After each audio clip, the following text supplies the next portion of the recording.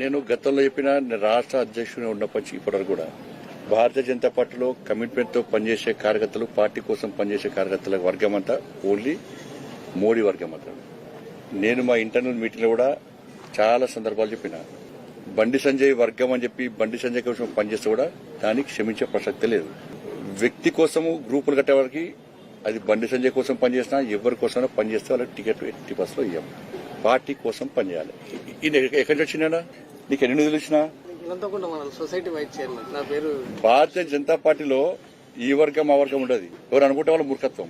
ఒక్కడి జెండా కోసం పనిచేయాలి, పార్టీ కోసం పనిచేయాలి. వ్యక్తి కోసం పనిచేస్తే పార్టీలు ప్రోత్సాహం ఉండే ప్రసక్తి లేదు. నా కోసం పనిచేస్తా ఉండదు, ప్రసక్తి లేదు. దాన్ని ఎప్పుడు ప్రోత్సహించము, దాన్ని అనుమతించము. దాన్ని హుజాబాద్ నియోజకవర్గంలో కరీంనగర్ పార్లమెంట్ లో ఆ పద్ధతి పోయింది. ఎక్కడ లేని సమస్య ఇక్కడి నుంచి వస్తున్నది, ఎక్కడ లేని సమస్య ఇక్కడి నుంచి వస్తున్నది.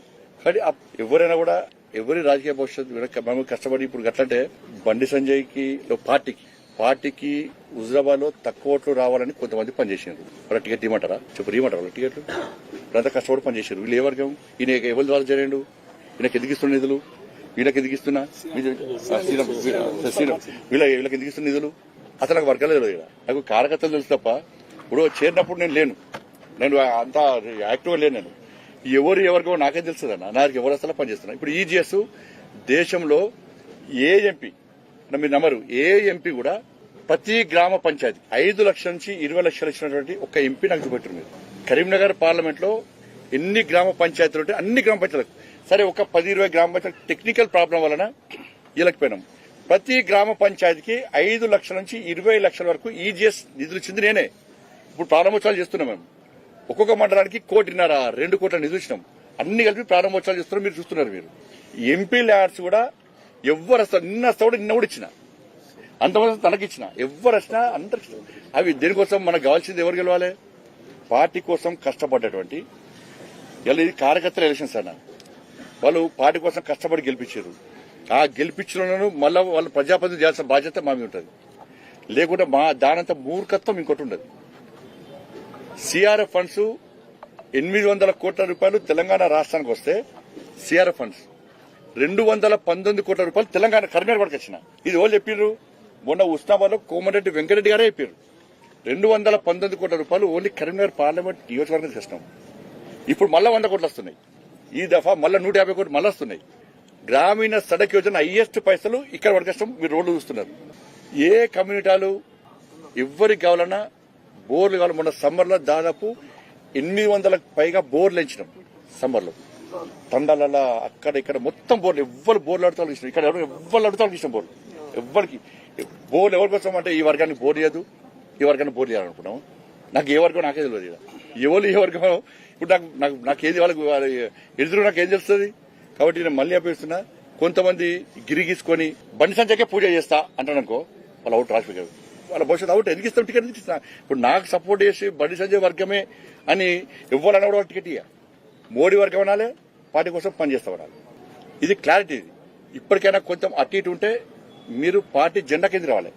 నా కోసమే పనిచేసేవాళ్ళు కానీ ఇంకోటి కోసమే పనిచేసేవాళ్ళు కానీ పార్టీ జెండా కింద రండి. ఒక జెడ్పీటీసీ టికెట్ ను సగం పనిచేయం. మనం దాన్ని సర్వే చేస్తున్నాం. మనకు కావాల్సింది ఇలా మెజార్టీ మనకు గెలవాలి. అన్ని పీఠాల్లో మనం కైవసం చేసుకోవాలి. ఎందుకంటే అభివృద్ధి చేసింది మనం, నిధులు తీసుకొచ్చింది మనం, కష్టపడేది మనం. 20,000 సైకిల్ అంటే మామూలు విషయం కాదు. దానికి ఎంత తెరవడానికి ఎంత కష్టపడడం నాకు తెలుసు, ఎంత మందిని ఒప్పించడం నాకు తెలుసు. ఎందుకంటే బాధలు తెలుసుకోవాలి, కష్టాలు తెలుసుకోవడం మనం చేస్తున్నాం. మనం ఇలా మోడీ అయినాక మోడీ కిట్స్ కోసం ప్రయత్నం చేస్తున్నాం. మనం నేను నంబర్ పోతే బట్టలేవన్న పిల్లలకు బటన్స్ లేవు. ఇప్పుడు నేను ఏసీపీ మాధవ్ చూసినాం, కింద చెప్పులు లేవు. ఇక్కడ మొత్తం చినిగిపోయింది, డ్రెస్ మొత్తం చినిగిపోయింది. ఒక తృప్తి వాళ్ళకు, అరే సైకిల్ వచ్చింది నాకు, పోదాం స్కూల్కి పోదాం. ఈ పేదరికం గురించి మంచి ఆలోచన చేస్తే తప్ప ఇంకేంటంటే ఈ రాజకీయాలు, ఇంకెవరో రాజకీయాలు, చిల్లర రాజకీయాలు ఇవన్నీ. కానీ జెండా కింద రావాలి, అందరు గెలిపిస్తాను. నేను ఈసారి కష్టపడి పనిచేసిన ప్రతి కార్యకర్త, కరీంనగర్ పార్లమెంట్ లో ప్రతి కార్యకర్తను పక్క పోటీ చేస్తాము. సర్వే ప్రకారం టికెట్లు ఇస్తాము, పోటీ చేస్తాము. అందరినీ గెలిపించే పూచినది అన్ని చూడగా. ఇవాళ బయట ఇదంతా కష్టపడేది ఇప్పుడు దేనికోసమన్నా, ఎవరికోసమన్నా. నేను ఎంపీ గెలిచినా ఇంకెన్ని సంవత్సరాలు, ఇంకా 4 సంవత్సరాల దాకా ఏముంటది? కానీ ఎందుకు కష్టపడుతున్నాం? ఇవాళ 3 రోజులు ఢిల్లీలో ఉంటున్నా, దేశం మొత్తం తిరుగుతున్నా, 4 రోజులు కర్నూలులో ఉంటున్నా. దేనికోసం? కార్యకర్త కోసం ఉంటున్నాం మనం.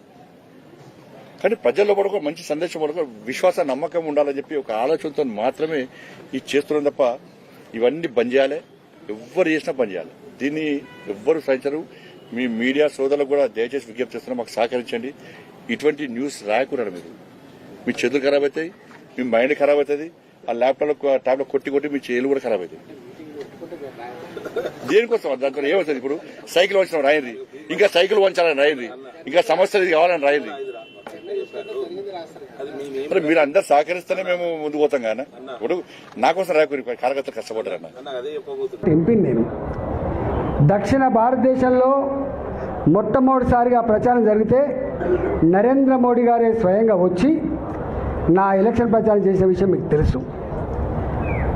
గా అడ్డ ఇది పార్టీకి ఊపిరి పోసే అడ్డ, నాయకులకు స్ఫూర్తినిచ్చే అడ్డ, రేపటి గెలుపుకు సంకేతం ఇచ్చే అడ్డ ఇలా శామిల్పేట అడ్డ.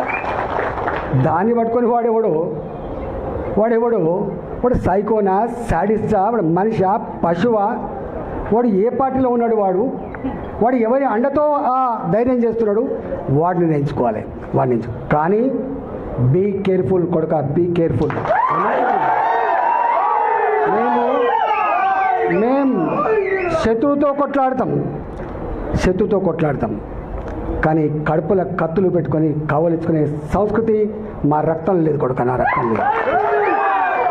ఇవాళ మీరు ఎవడెవడు సోషల్ మీడియాలో పెడుతున్నారో, ఏమేమి రెచ్చగొడుతున్నారో, ఏమేమి చేస్తున్నారో మొత్తం పైకి పంపించే ప్రయత్నం చేస్తా. నేను అనుకుంటున్నా సంస్కారం ఉందని, సభ్యత ఉందని ఇట్లాంటి వాటిని అరికడతానని చెప్పి భావిస్తున్నా. అరికట్టకపోతే నష్టపోయేది ఎవరో అర్థం చేసుకోండి. మీరు నష్టం మాకు కాదు, మాకు ఏం తక్కువ ఉంది? అసలు మీరు ఎవరు? అసలు నీ శక్తి ఏంది, నీ యుక్తి ఏంది, నీ చరిత్ర ఏంది, మా చరిత్ర ఏందిరా? 2002లో వచ్చిన జిల్లాకి 2 సార్లు నేను జిల్లా పార్టీ అధ్యక్షుడిగా పనిచేసిన, నేను 2 సార్లు జిల్లా మంత్రిగా పనిచేసిన. నేను నా అడుగు పడని గ్రామాలు లేవు కరీంనగర్ జిల్లాలో. ఉమ్మడి కరీంనగర్ జిల్లాలో నా అడుగులు పడని గ్రామాలు లేవు. ఉమ్మడి కరీంనగర్ జిల్లాలో నేను కరీంనగర్లో ఉంటే పొద్దున ఉదయం పొయ్యి ముట్టిస్తే రాత్రి 12 గంటలకు కూడా ఆ పొయ్యి ఆరిపోయేది కాదు. ఒక్క హుజరాబాదు, ఒక కమలాపూర్ వచ్చిన వాళ్ళు కాదు బిడ్డ, మొత్తం కరీంనగర్ జిల్లా మొత్తం వచ్చేది. పక్క పంటున్న జిల్లాలు కూడా అప్పుడప్పుడు వచ్చిపోయేది. ఇవాళ నేను 2 సార్లు 40 ఫ్లోర్ లేదని చెప్తున్నా అంటే నాకు తెలియని జిల్లా ఉంటుందా? నేను పోని మండలం ఉంటుందా? నేను మాట్లాడినటువంటి జాతులు ఉంటాయా? మీకు మా చరిత్ర తక్కువ తెలుసుకోడు కా, మీ చరిత్ర మీకు తక్కువ తెలుసు. నేను ఆర్థిక మంత్రిగా ఉన్నాడు 110 కులాలు 120 కులాలు ఉంటే అనేక కులాలకి పాపం ఇప్పటిదాకా వాళ్ళకు ఎమ్మెల్యేలు కాలేదు, ఎంపీలు కాలేదు, వాళ్ళు గుర్తించిన పాపన పోతలేరు, వాళ్ళకు కుల సర్టిఫికేట్లు లేవని చెప్పి నన్ను ఎవరు కోరలే. నేనే ఒక 40 రోజుల పాటు 40 డేస్ యావత్ తెలంగాణ అన్ని కుల సంఘాల నాయకులతో భాజపా అసెంబ్లీలో మీటింగ్లు పెట్టి, నేనే వాళ్ళకు భోజనాలు పెట్టి, నేనే మీకు లీడర్ని, మీ సమస్యల పరిష్కారం కోసం ఉన్న బిడ్డనని చెప్పిన నేను 40 రోజుల పాటు ఆ పనిచేసిన. 40 రోజుల పాటు అన్ని సమస్యలు తెలుసుకున్న తర్వాత నేను ఒక బీసీ కాన్క్లేవ్ అని చెప్పి బీసీ పార్లమెంట్ సభ్యులను, బీసీ శాసనసభ్యులను, బీసీ శాసన మండలి సభ్యులను, ఆనాడు మా స్పీకర్గా ఉన్న మత్స్వనాచారి గారిని, ఆనాడు కౌన్సిల్ చైర్మన్ ఉన్నటువంటి స్వామి గౌడ్ గారిని, మంత్రులందరితో ఒక మీటింగ్ పెట్టిన. 3 రోజుల పాటు పెట్టాను నేను. ఈ నోరు లేని వాళ్ళకు మనం దిక్కు కావాలి. తెలంగాణ రాష్ట్ర ఏర్పాటు కేవలం భౌగోళికమైనది కాదు. తెలంగాణ రాష్ట్ర ఏర్పాటు ఈ జాతులకు స్వేచ్ఛ కావాలి, ఈ జాతులకి ఫలితం అందాలనేటువంటి సంకల్పంతో ఉన్నది. కాబట్టి మనం వీళ్ళ కోసమే చేయాలని చెప్పి 3 రోజుల పాటు చర్చించాం మేము. దాని ఫలితమే 250 రెసిడెన్షియల్ స్కూళ్ళు ఇవాళ బీసీ రెసిడెన్షియల్ స్కూల్ వచ్చినాయి. దాని ఫలితమే ఇవాళ ఎస్సీ రెసిడెన్షియల్ స్కూల్ కూడా ఎక్కువ వచ్చినాయి. దానికి ఫలితమే ఎస్టీ రెసిడెన్షియల్ స్కూల్ వచ్చినాయి. దాని ఫలితమే 78 కులాలకు ఆత్మగౌరవ భవనాలు వచ్చినాయి. ఇక్కడ వెలమ హాస్టల్ అంటూ ఉండే, గౌడ హాస్టల్ ఉండే, పద్మశాలి హాస్టల్ ఉండే, కొన్ని పెద్ద కులాలకు మాత్రమే ఉండే. అలాంటి వాళ్ళకు కూడా ఇక్కడ ఉండాలని చెప్పి, పేదవాళ్ళకు ఉండాలని చెప్పి 78 కులాలకు ఆత్మగౌరవ భవనాలకి జాగలు ఇచ్చి ఇలా జీవోలు ఇచ్చినటువంటి దాంట్లో ఈటల రాజేంద్ర అంటుంటాడు, గుర్తుపెట్టుకోండి. ఈటల రాజేంద్ర చరిత్ర గది. ఈటల రాజేంద్ర గారు ఎన్నడూ నా వార్త పేపర్లో వస్తుందా రాదా, నా వార్త టీవీలో వస్తుందా రాదా, నాకు ఈ సోషల్ మీడియా అంటే ఏందో తెలియదు. నాకు నేను ఇప్పుడు చూడండి, నేను దానికి అడిక్ట్ అయినోడు ఏమైపోతున్నాడు కదా, కానీ వాటిని చూసుకోవడం కాదు. ఈ సోషల్ మీడియా గివిటి చూసి మురిస్టోని అంతకంటే కూడా కాదు. ఇవాళ మళ్ళీ చెప్తున్నా, ఎప్పుడు కూడా ధీరుడు వెనుదిరిగాడు గుర్తుపెట్టుకో, ధీరుడు వెనుదిరిగాడు గుర్తుపెట్టుకో. అది సందర్భం అయితే రియాక్ట్ అవుతాడు, సందర్భం అయితే బయటికి వస్తాడు, సందర్భం అయితే మాత్రమే మాట్లాడతాడు. భరిస్తాము, ఎక్కడ భరిస్తాం? మీరెట్లయితే భరించలేక ఇక్కడికి వచ్చిండ్రో మీ అంతరాత్మని అర్థం చేసుకున్నా. నేను మళ్ళీ చెప్తున్నా మీకు, హుజురాబాద్ గడ్డ మీద రేపు ప్రతి ఊర్లో మన వార్డు మెంబర్ ఉంటాడు. హుజురాబాద్ గడ్డ మీద నా సర్పంచ్ ఉంటాడు హుజురాబాద్లో. ఎందుకంటే ఒక్కరోజుతో బంధం కాదు, అది 25 ఏళ్ళ బంధం. అది నన్ను నమ్ముకొని ఉన్నారు మీరు.